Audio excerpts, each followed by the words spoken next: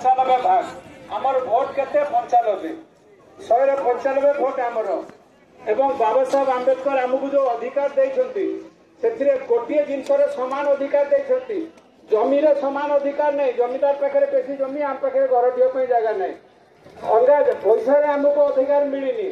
किंतु one man one vote अधिकार बाबा साहब आंबेडकर देइछंती जो रानी गोटे भोट मेहतरानी भी गोटे भोट मेहतरानी भोट अधा हेनी रानी भोट 2 कि 10 गणति हेनी वन मैन वन भोट अधिकार दि जाइए शासक तैयारी हम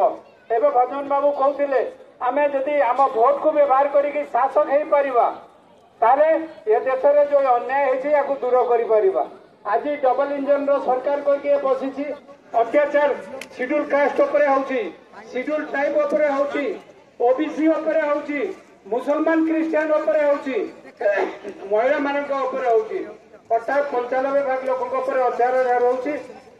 होमको यार प्रतिवाद करने लगी आगे पड़ो बहुत गुड़े वक्ता अच्छा मुझे कहबिनी मु फोन धरीदे बहुत समय कहे आज कहबिनी मोर भाई मैंने कहवाई अच्छा तेणु एतिक कथा सारूँ जय भीम जय भारत।